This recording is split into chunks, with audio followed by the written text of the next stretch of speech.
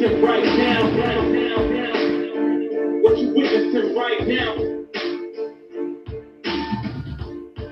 What you witnessing right now? What you witnessing right now?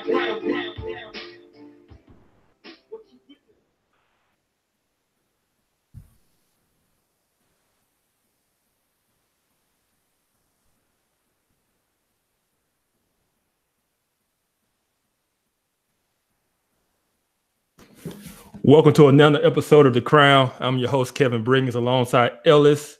Hey. The antagonist, Hudson. Ah, man. What's good, man? Hey, what's going on, buddy? Not much, man. All right. Well, I tell you what, man. Let's get right into this. Let's just jump in and let's just go right at it. All right. I already know where you're going. All right. Let me put it out there for everybody to see it. Yep. All right. So there we go. I was waiting on this one. All right. So big story this week. As many of you might know, U.S. Open. Had the big incident with Serena Williams. She was facing Naomi Osaka.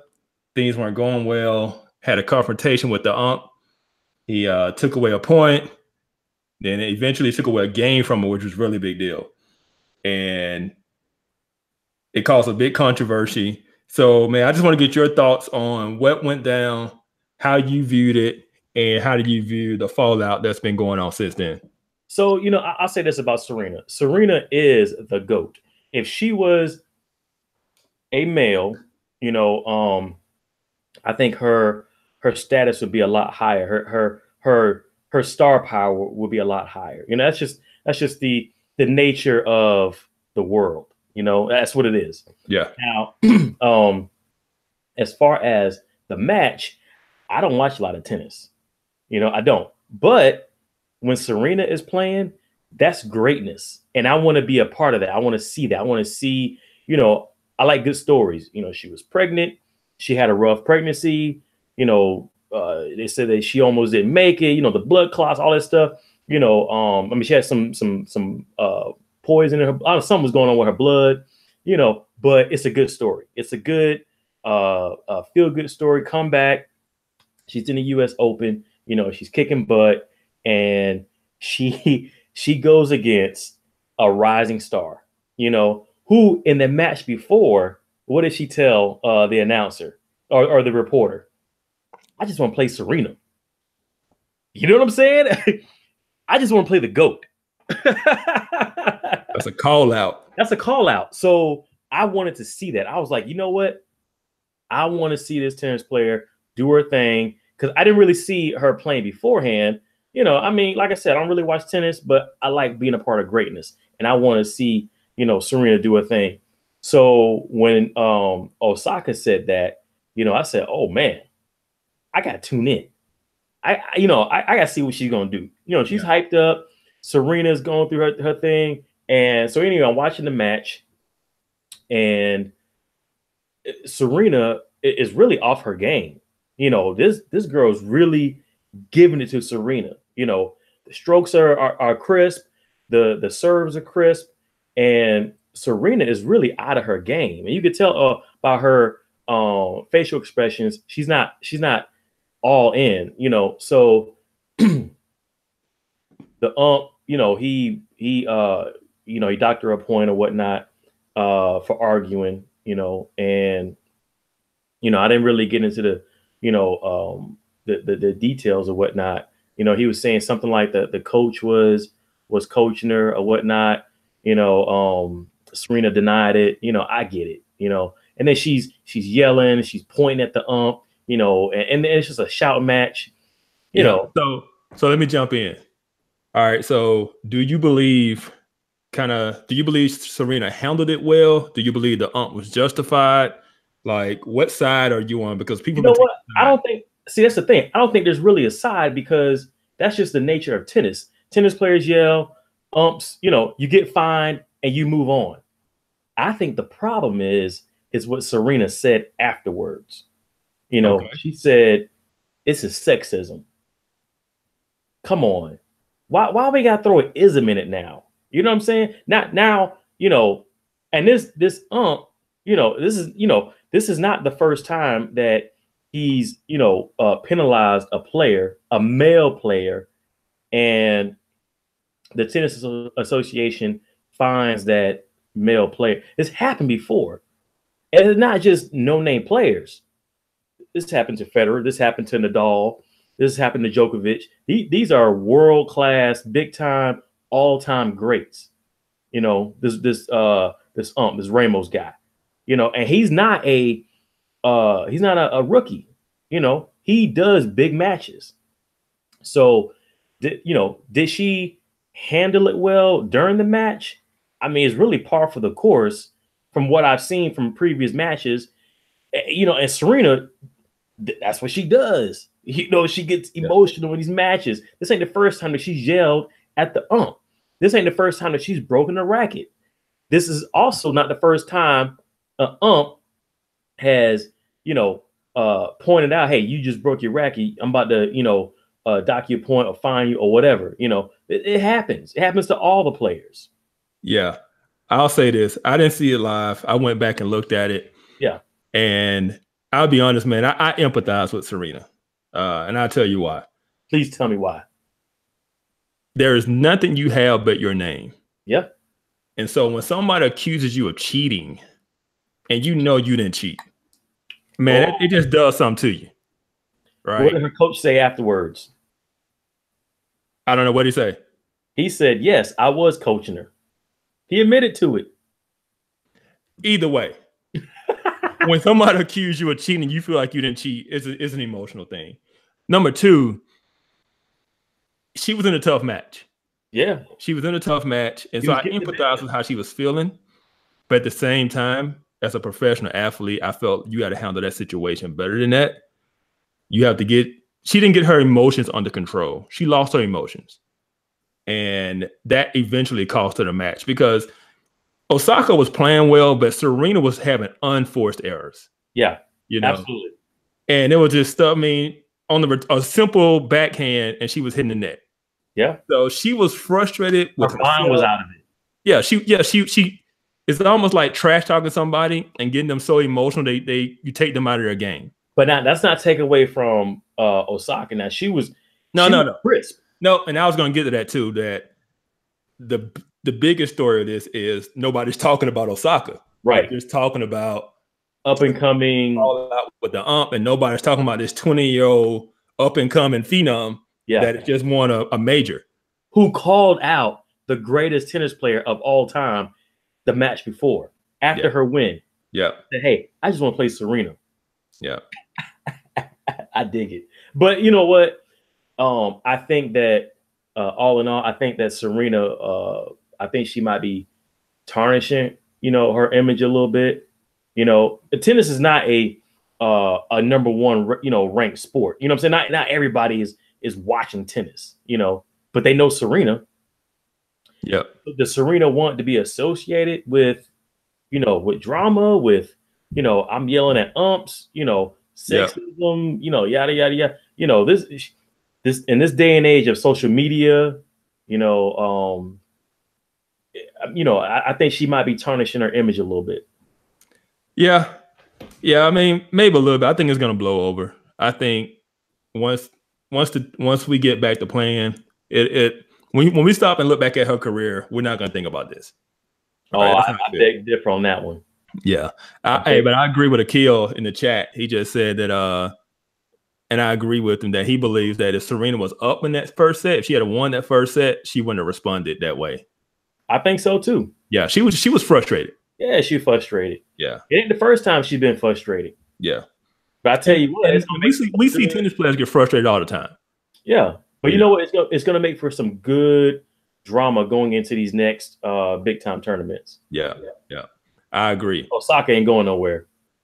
Hey, I like it, man. Next generation, she's 20. Let's see it. Yeah. But I'm ready. I am looking forward to seeing Serena get at her, though. Yeah. I think next time they play, it's going to be on. I think so, too. I think Serena's going to have a chip on. And you know what? I think maybe that's how Serena wins a lot of her, her matches and her, these tournaments. She's always had this chip on her shoulder. Is it self produced? Maybe. Yep. Yeah. All right. So Yeah. So let's transition. Talk about kind of Osaka, and get into a little golf that you watched this weekend. Hit it real quick, and let's cover that. yeah, man. So real quick, I watched the BMW tournament. My boy Tiger Woods was playing. So if he's playing, I'm watching. Now I tell you, this kid Keegan Bradley, he was awesome. I really did think that Justin Rose was going to pull it off, but Keegan Bradley, played out his mind, and they actually went into a playoff, and Keegan Bradley pulled it off. So, man, I tell you, man, these young guys are good. Yeah. When Tiger Woods was coming up, you had a couple of players, man, that were around Tiger Woods' age. David Duval, those guys, and they were good, but they weren't Tiger Woods good. These guys today are all good. Yeah. They all have personal trainers. They all are making that ball dance on the green, So these guys are good, man. And, but I will say my boy Tiger also played good. He played sixth. He came back, in the final round, shot a great score. But I'm definitely looking forward to these next tournaments that he's in, because I think he's locked in. Yeah, same here. Yeah, I think he's locked in. Yeah. All right. Moving on. The big weekend of college football. All right. A lot of my Georgia friends, a lot of people in the group have been saying, hey, what do you think about my Bulldogs? And I'll be honest, man, as a Bama fan, it's like looking in a mirror. I see Georgia is basically Bama 2.0. Kirby Smart going over there, leaving the Alabama staff, has done a really good job of taking that blueprint and implementing that Georgia. I think he's the first Saban assistant to successfully take the blueprint and put it in at another location. From what I've seen, the team is built exactly like Alabama is built. Yep. From the inside out. Start with the line play, big offensive line, running game, playmakers on the outside, a quarterback who manages the game. And if you look at this track that Saban was on in Alabama, he had a mediocre year one. Year two, surprise year, went 12-0, lost to Florida in the SEC championship game. And then you look at Kirby, mediocre year one. Year two, he gets all the way to the national championship game. Year three, Alabama won a national title. Yeah. Kirby in year three, I'm not saying that Georgia is going to repeat Alabama's success, because it's tough to win 5 out of 9. But especially when Alabama is still winning and still there in front of you. But I think Georgia fans need to get used to weekends like we just had, where you face a top 25 team and you beat them 41-17. Oh, yeah. So how long does it take for a coach to cycle out the old coach's players? Usually you say year 3 or year 4. Okay. Because by year 3, you got your players, your first recruiting class are juniors. But at the same time, if the previous coach was good at recruiting, which Mark Richt wasn't a great recruiter, but he was a good recruiter. And so there was talent there. He was in a great location. Yeah, absolutely. And he should have done better. See, Kirby has come in and taken the recruiting to another level. Yeah. And so he's taken the Georgia program from that 10-3 every year to now it's 12-0. It is in the playoff. It is SEC championship game every year. Yeah. Kirby Smart landed. And that's where they're going to be. There's nobody really in the East that's going to compete with them right now. Yeah. Florida's not ready.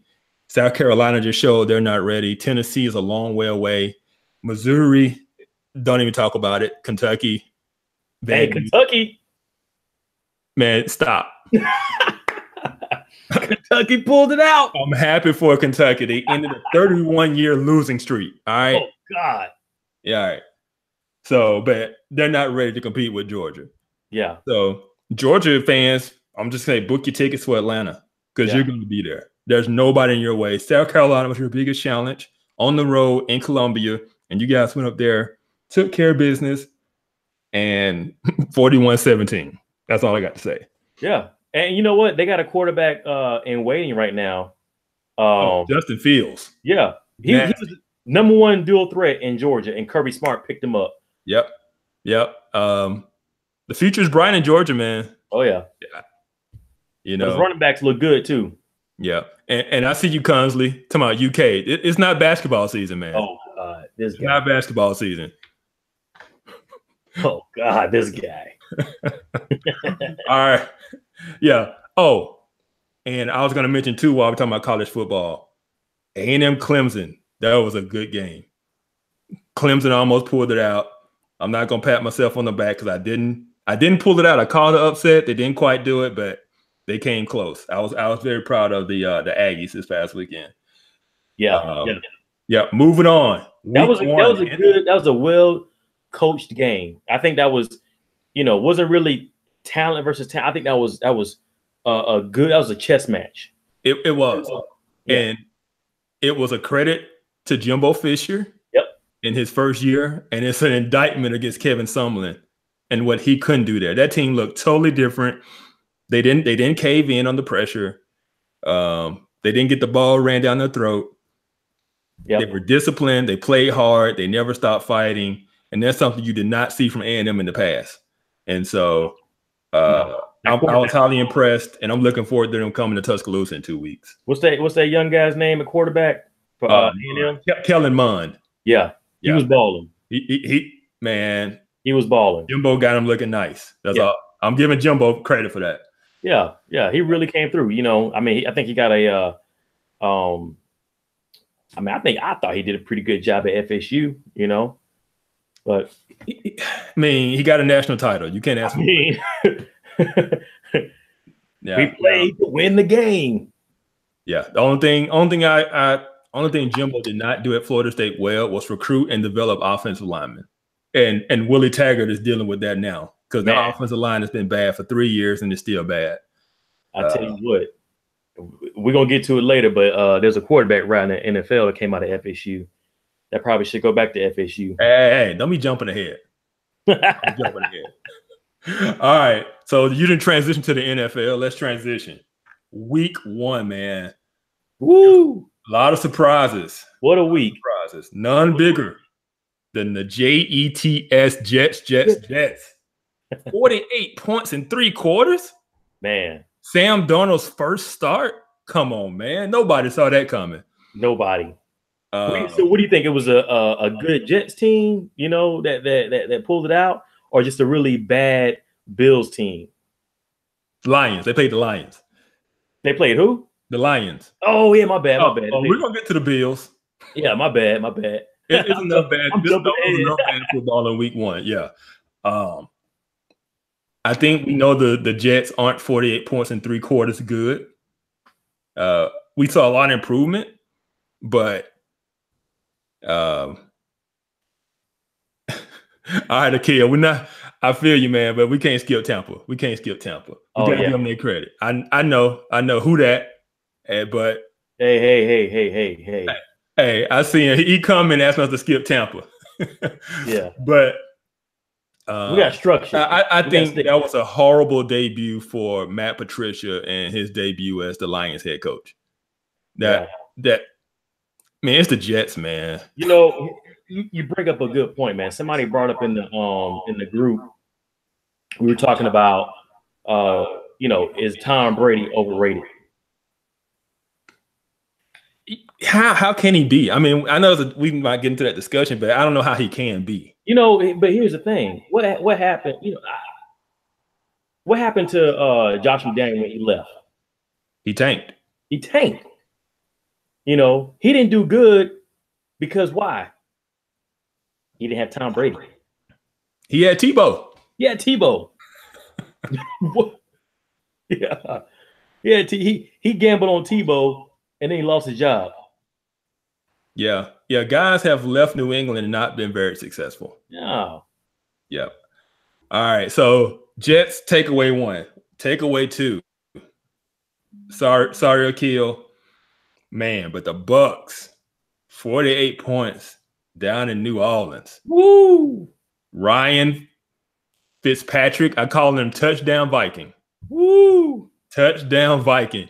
Man, he was balling. I didn't see that coming. No, I guarantee you there was probably nobody outside of a Tampa Bay Bucks fan that started Ryan Fitzpatrick in their fantasy league this week. Nah, nobody. But you know, nobody. It just goes to show you, man, like the team that they built down there for Jameis Winston to succeed, and he hasn't. Yeah, man, they got weapons everywhere. He got to go. You got Mike Evans, you got Deshaun Jackson, you got OJ Howard, you got 2 good tight ends, you got a running game. It's set up for success. Winston got to go, bro. You jumping ahead. Winston got to go. Go ahead. All right. So those were the 2 good. Like I say, Ryan Fitzpatrick, 21 of 27, 417 yards, 4 touchdowns, no picks, no sacks, a 97 QBR. Yeah, out of 100. Nuts. That's ridiculous. That's ridiculous. But hey, Akil, don't worry, man. Saints go bounce back. They got it. They got it this week. Saints bounce back. I doubt it. All right. Just so y'all know, I'm a diehard Falcons fan. Says the Falcons fan. Seeing them Saints. All right. So those 2 good takeaways. All right. Now I got to get to the bad. In the words of Stephen A. Smith, or in the spirit of Stephen A. Smith, I should say, Nathan Peterman is like a brother to me. He was in my wedding. He's the godfather of my children.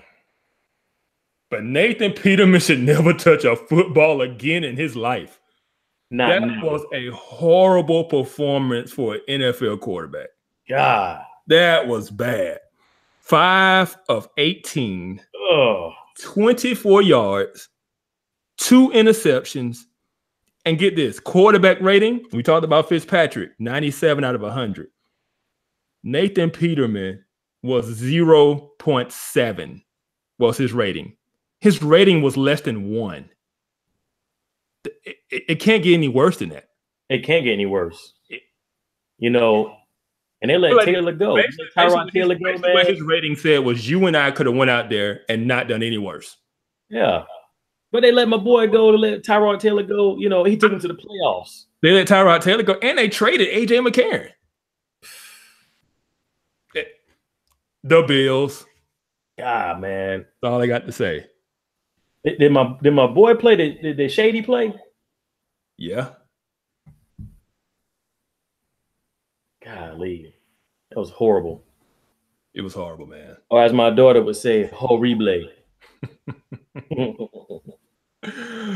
Yeah, man. That was my kind of takeaways from week 1 of the NFL. So right. We ready to get into it? Man, let's get into it. Let's get into it. Let me put this up there so everybody can see. Get the title up there for a second. Yeah, come on. All right. So we're just going to transition. Come on. Let's get into it. All right. Transition. All right. So we talk about Fitz. He balled out. You've already kind of tipped your hand. Should the Saints or should the Bucks move on from Jameis Winston? Jameis, you got to go. So this is my case. This is what I think Tampa should do, right? Jameis Winston is suspended, right? Was it 3 games, right? Yeah. 3 games. So let Fitzpatrick play. You know what I'm saying? And then now if they're winning, they have no choice but to let Fitzpatrick keep playing, right? Because I mean Jameis Winston is still under his rookie contract. So if they're still winning, let Ryan Fitzpatrick keep playing. Now, if they're 1-2, you know, if they're 1-2, let Jameis Winston come back and let him show the world. Let him show the world that he's not the quarterback for that team. Dude, you got all the weapons in the world. You got Mike Evans, you got Deshaun Jackson. Come on. That team is ready to win in a very, very hard division. Probably the hardest division in NFL, right? Yeah. NFC South is in the running for best division. Absolutely. Yeah, I think by far they're the best. So let him come back. Let him do his thing. You know, they'll probably go, 6-10, maybe 7-9 at the best. You know, like I said, it's a hard division. What, 3 teams last year won 10 games at least, you know. Yes. So horrible, you know, they'll do horrible again this year, right? Let him play it out this year, right? Okay. Go get your quarterback. Tampa, go get your quarterback. If you got to pay $30 million for something, go get your quarterback. So basically, you're ready to throw the towel in on Jameis. Yep. Yep. Number one pick. You just ready to throw him. You're done before his rookie contract's even over. Yeah, and you know who might be a good quarterback to go grab? Teddy Bridgewater. Yeah, Teddy Bridgewater come in and start. I don't know if that's Drew Brees. Let him learn under Drew Brees. You know, because he probably ain't gonna touch the field with Drew Brees out there playing. And go get Teddy Bridgewater. You know, sign him to a veteran contract, you know, 15, 16 mil, 3 years, whatever, ball out. I gotta disagree. I think it's way too early to give up on Jameis Winston. How long he been playing? This is what, year 3? Year 3, right? Yeah. Next year's contract year. He got to go. Yeah, but it's Ryan Fitzpatrick though. That's the thing. You got to remember that. It's Ryan Fitzpatrick. Well, here's the thing. Ryan Fitzpatrick is a journeyman, you know. Yeah, but we've seen this before. We've seen Ryan Fitzpatrick ball out. Yep. Just go off with the Jets. And then reality hits and he becomes Ryan Fitzpatrick. The real Ryan Fitzpatrick shows up. And he is nowhere near that quarterback that he was. Once people get tape, once people realize what he's doing in this new scheme that he's in and catch on, he's gonna revert back to Ryan Fitzpatrick. And so you can't get too caught up because at the end of the day, Ryan Fitzpatrick isn't your future. Jameis Winston is your future. Oh God. Say it one more time. Say that. Ryan Fitzpatrick is no. Say the last part one more time. Jameis Winston is the future of the Tampa Bay Buccaneers. And I think what it is, no, I know what it is now. As the Falcons fan, you nervous. You scared of Jameis. Dude, Jameis Winston is Cam Newton without the talent. Oh. Yeah. Oh, that's low. Yeah. That's low. No. Immature. You are afraid of Jameis Winston. Yeah. I'm afraid of Jameis Winston. You saw him lead Florida State to that national title. No way. You seen him balling out. Yeah, does he have some off the field issues that he seriously need to get some help for? Absolutely. But I don't want my quarterback to have those issues. I don't want my quarterback to be suspended because of outside issues, you know, that he did. I get that. Yeah. You know what I'm saying? I want my quarterback in the trenches with my guys, throwing it to the open man. I don't want my quarterback suspended because he done cussed out some Uber driver. You know, he done threw some crab meat at some girl in the stands. Like, I don't want that from my quarterback. My quarterback is the CEO of my company. He don't need to be doing nothing else but quarterbacking and reading playbooks and, you know, speaking a great game after the game. Man, you boring. I don't want him wearing the hoodie.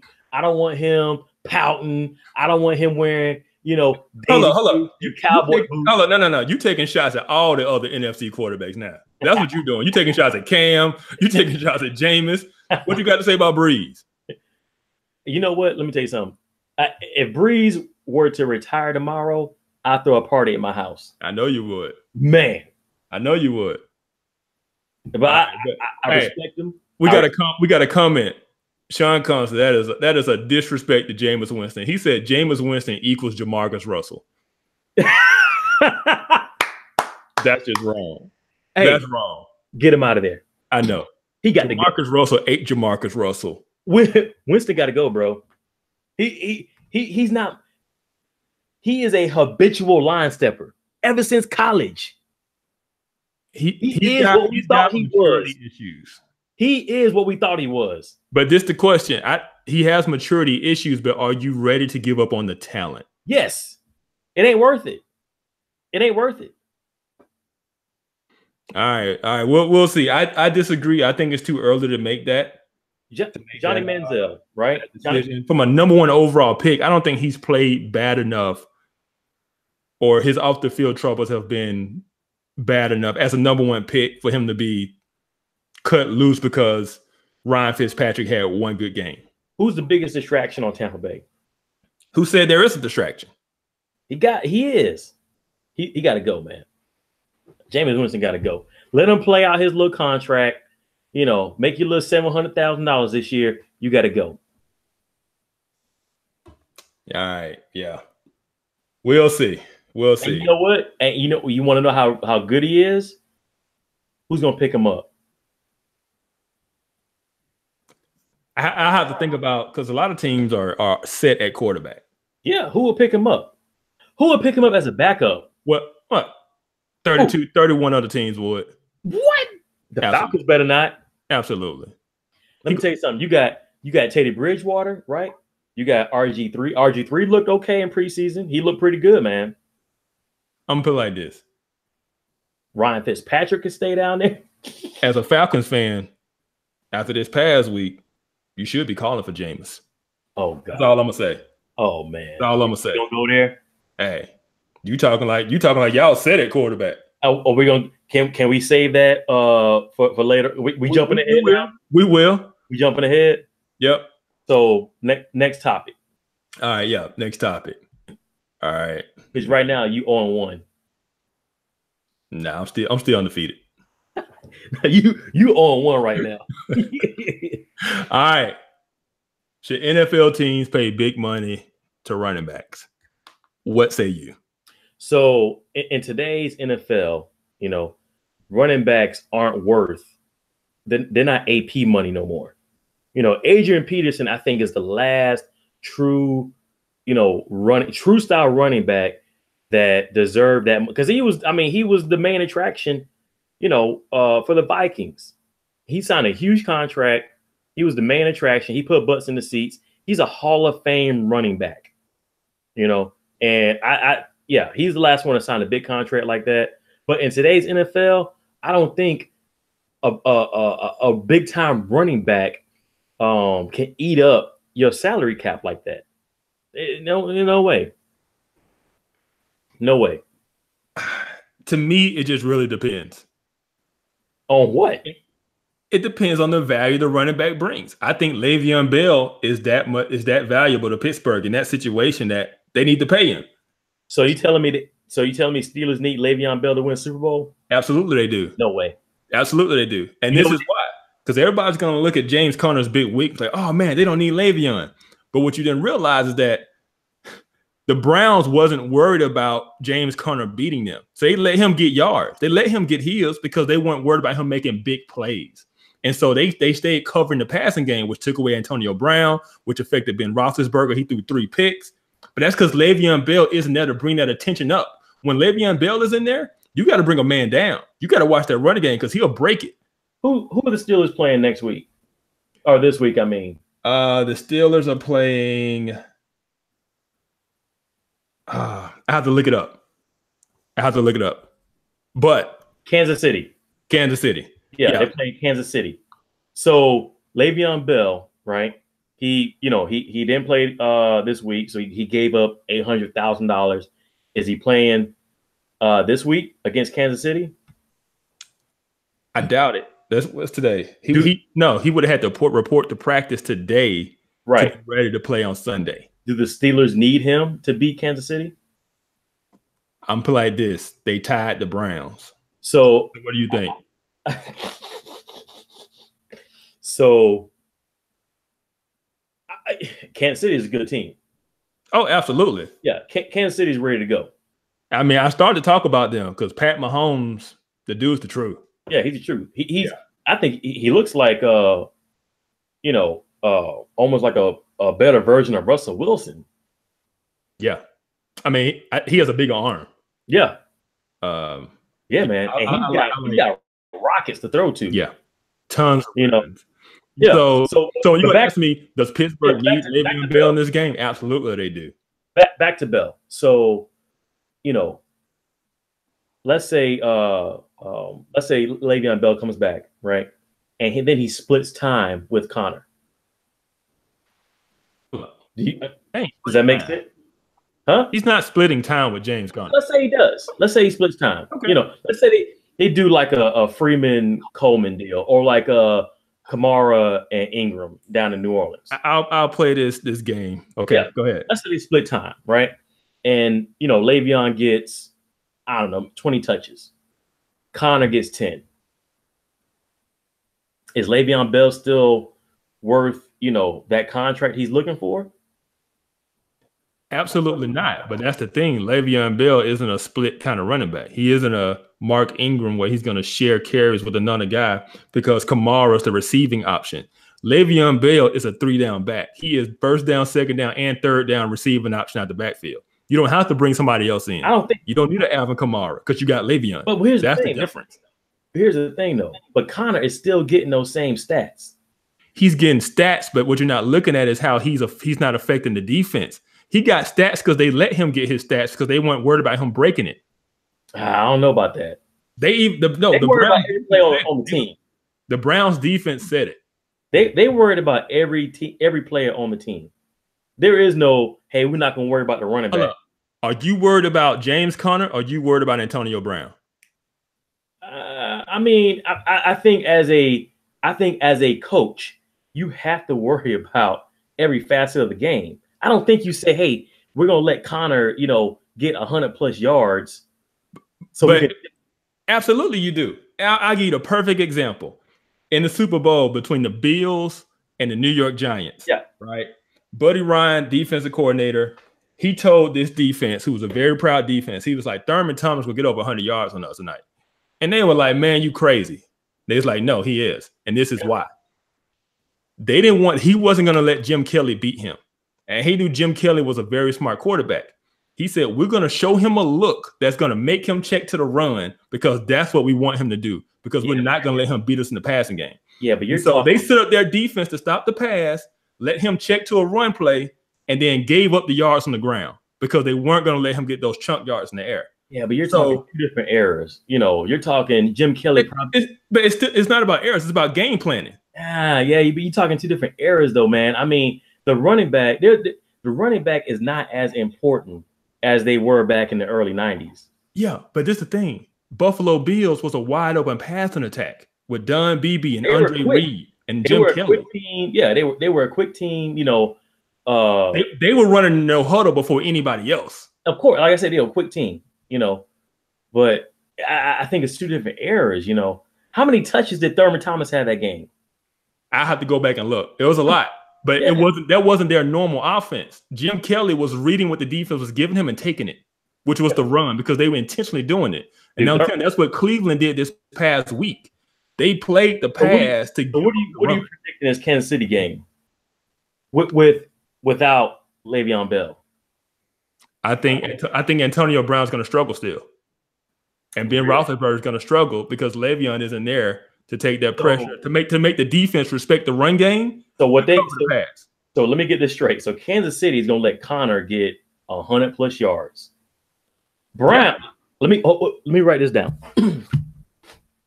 So Brown is going to struggle. Ben Roethlisberger is going to struggle. Connor is going to have 100+ yards. Kansas City more likely going to win. Yeah. Okay. You know that's one of my picks, right? Yeah, that's my upset pick. What? Oh, it is. I didn't. Okay. You know, okay. My upset pick, but not for that reason. But I just helped you out, though. Yeah, you did. But you're welcome. You did it. But not for the reason you said.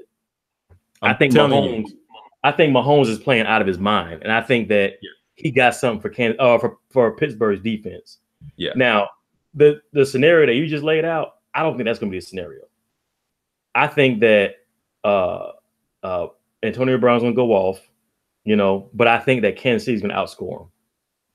It's not going to be a defensive matchup, you know, hey, we're going to let Connor do his thing. We're going to shut down Big Ben. I think it's going to be a high-scoring game, and I think Kansas City's going to pull it out.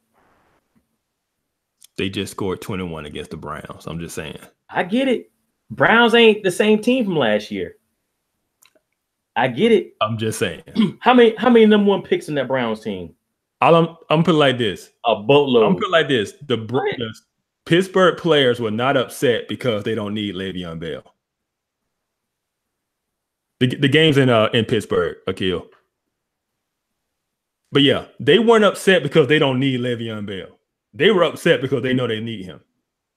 That's what I'm saying. He is that valuable to a team. Is that not a guy you can replace with a 3rd round pick? Is that before the Cleveland game or absolutely? When he didn't show up to play in the Cleveland game, when he didn't show up on Wednesday. What were the players' quotes after the Cleveland game? I didn't see any quotes. I didn't see any quotes pertaining to Le'Veon Bell after the game. Me neither. I'm up 2-0. So I didn't see those quotes either.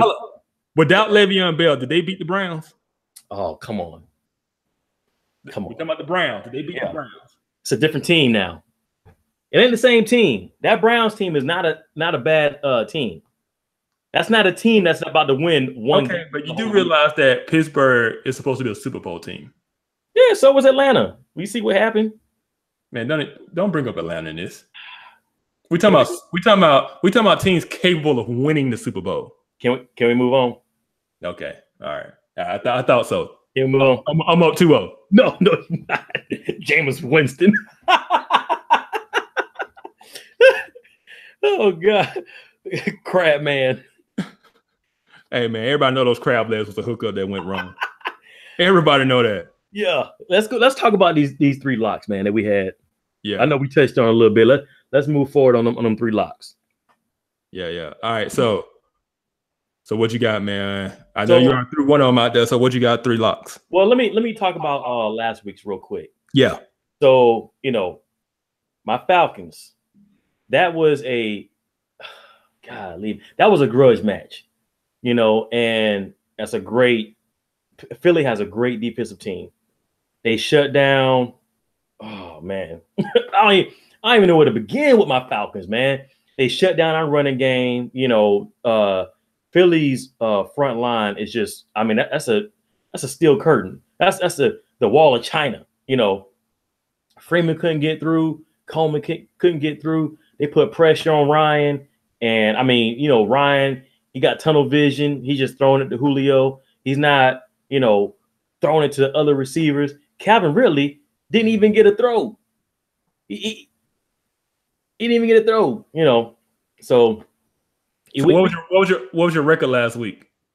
I was 1-3. 1-2. Yeah, 1-2. My bad. 1-2. Okay. All right. So you did a little bit better than me. Yeah. So my Falcons, man. I'm not I'm not moving away from my boys. I think I still got my boys going to the Super Bowl. But man, that Philly team is locked. Then I had the Vikings over the overrated 49ers. They are overrated. I don't know why everybody's jumping on them. They overrated, man. I get it. Vikings got the best defense in the NFL. Blah, blah, blah, blah, blah, blah, blah. I get it. Kyle Shanahan is the best offensive coordinator, last year. And he's got that offensive mind. He's the head coach now. Get through it. And they looked horrible. Horrible. So that was my one win. Oh. That's all I'm gonna say. I'm gonna say something so the camera can come on me. Hey, what does that tag say? 1986. What is that? 85, 84? Hold up.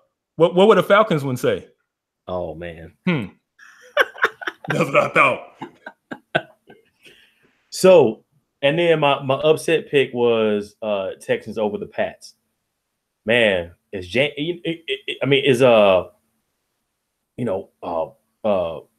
don't know, man. The Texans have a great defense, but they just ain't show up. And I think I was a victim of the defense. You gotta have the defense. Defensive JJ, best. No, don't be making excuses. Don't be making excuses for your mispick. So I picked the Texans because I was like, yeah, you know what? They got the best defense in the NFL. Man, the Pats picked them apart. I don't know. Yeah, Pats picked them. I mean, yeah. So what you got this week? So this week I got the Pats over Jacksonville, I got Kansas City over Pittsburgh. I think that's going to be a shootout. I think that Kansas City, this Mahomes kid, I think it's going to be, high 30s to Pittsburgh's low 30s. I think it's going to be a shootout. I think Antonio Brown rebounds, Roethlisberger rebounds. Connor, he's fitting right in. He's going to get his 100+ yards. I think it's going to be a huge game for both teams. And then I have Auburn over LSU. Okay. I think Auburn looked good in that win. LSU, I think that the head coach, right, rookie, what's his name? For who? Auburn? The head coach for LSU. Oh, for LSU. Oh, Orgeron. This is second year. Second year. Yeah, second year. I think Auburn has a great team, and I think that they got that win over LSU. All right. So I'll talk about my 3 from last week first. And so, like I said, you did a little bit better than me because I was 0-3. Number 1, I said Tua was going to have 300 yards and 5 touchdowns. I picked A&M over Clemson, man. I got robbed of that one. I watched that from the opening snap to the finish. That was probably the best that was a touchdown. That was not a fumble out the back of the end zone. Yeah, that was the best game of the weekend. It was, and A&M should have won it, but Clemson got out there with a 2-point win. Yep, credit to them. All right, and then my last pick from last week, listening to you talk about your Falcons. I went with them. Never again. What? Never again. We got Carolina this weekend. I know, Carolina. In Atlanta. I could have locked that. Carolina. Let's go, Matty Ice. I ain't got that much faith. I'm done. All right. So, but this week though, all right. I'm going like you. I'm going Auburn over LSU. I don't think LSU is going to do much against Auburn's defense, especially in Auburn. I don't trust LSU's offense. Even last week against Miami, they weren't very efficient. They had some big plays, but you're not going to get that against Auburn's defense. And I don't trust Joe Burrow to effectively, consistently move the offense against that defense. I don't think Auburn is going to have a lot of success either. I'm not calling for like this big blowout because I don't think Auburn can run the ball. And in the SEC play, if you can't run the ball, you're going to struggle. But being at home, I think that defense will get them a turnover, get them a short field. And I got Auburn kind of like a 16-9 type of game. Yeah, Auburn didn't really impress me, over that win over Washington. But I think they have enough to get past LSU. Yep. Same here. Yeah. All right. So I'm going to jump to the NFL. My lock is the Philly over the Bucks. Everybody's going to be buying the Bucks because of what they did in New Orleans. It's not that I'm not buying it. I'm just not buying it. All right. So let's say Tampa Bay, blows Philly out the water. What are you saying now about Fitzpatrick? No, as a matter of fact, what are you saying about Jameis Winston's status? I'm saying when Jameis get back in week 4, Jameis takes snap. Oh my goodness. Man, Fitzpatrick is not the answer. Oh my goodness, man. Keep going. All right, yeah. All right, and this is my big upset. Lock it. I'm going back to college. This is for my cousin June. He's gonna love this one. Toledo is gonna upset Miami. Mark it down. Mark it down. They're playing at Toledo. Woo! The Miami players gonna be up in Ohio. They're gonna be bored. Like, man, we're playing this little Toledo team, and Toledo will come out there. They got a good quarterback. I'm telling you, pick Toledo, the upset Miami Hurricanes, and Mark Richt. I got that game 48-7 Miami. Okay. Yeah, I'm just saying. Write it down. All right, I'm writing it down. Yeah, 48-7 Miami. All right, man. So we didn't have time to do anything for like a slide or a graphic or anything, but you want to release your top 5 NFL power rankings. Yeah. Boom, boom, boom, boom, boom. I talked about them a little bit. So I got the Pats number 1. Tom Brady's looking crisp. Everybody's looking crisp. You know, he's probably got the best spiral in the NFL. Number 2, I got the Vikings. They finally got the quarterback. Defense is superb from last year. You know, that's an all-around team. Now, another team that's pretty much like the Vikings, kind of built like the Vikings, would be the Rams. Rams look great. Rams look phenomenal versus the Raiders. Raiders couldn't do anything against the Rams. Number 4, I got Philly. Philly looks great.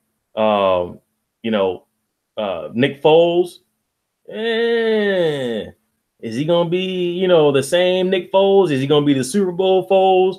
You know, you don't really know what you're going to get. But what they do have is a tenacious defense and a great coach. So those things make for good games, make for good teams. And I got Philly at number 4. Number 5,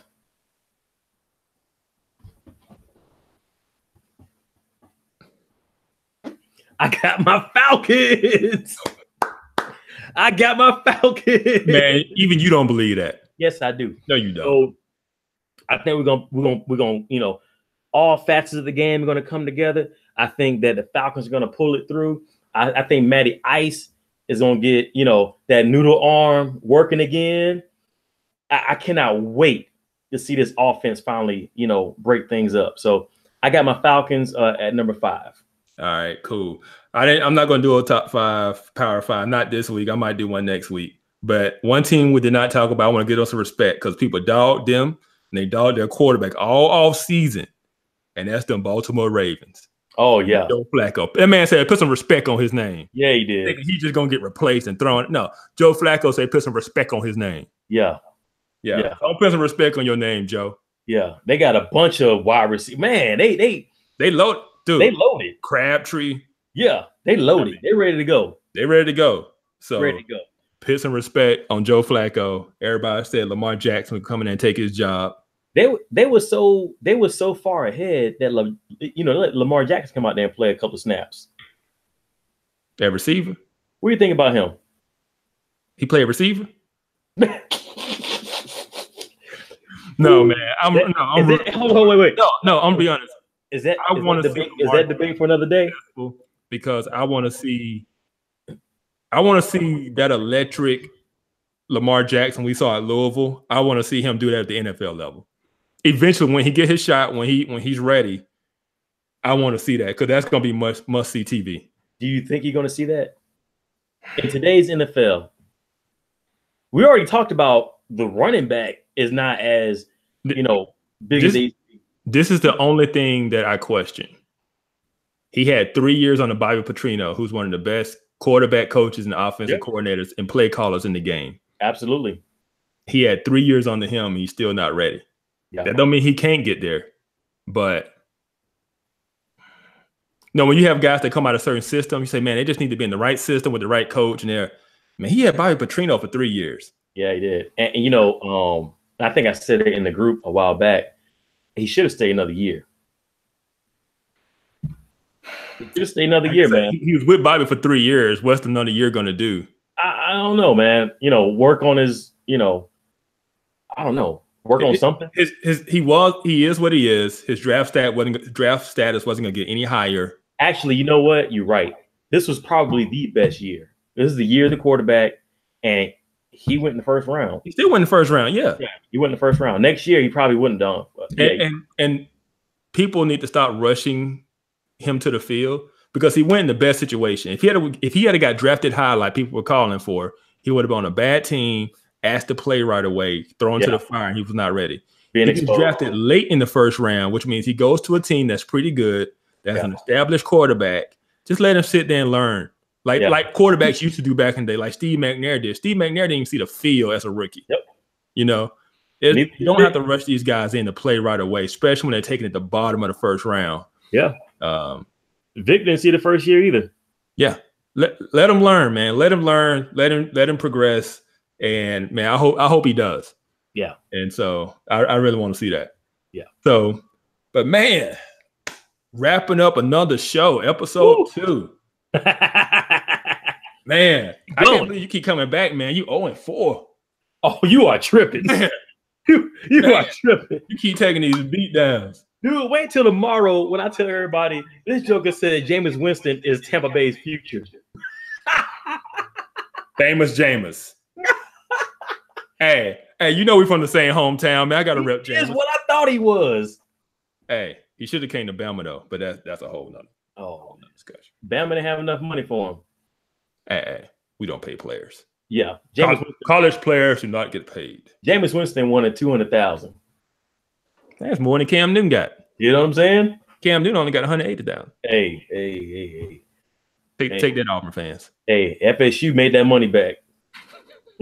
They did, and he got some crab legs to go with. Yeah, too bad Tampa Bay ain't. Yeah.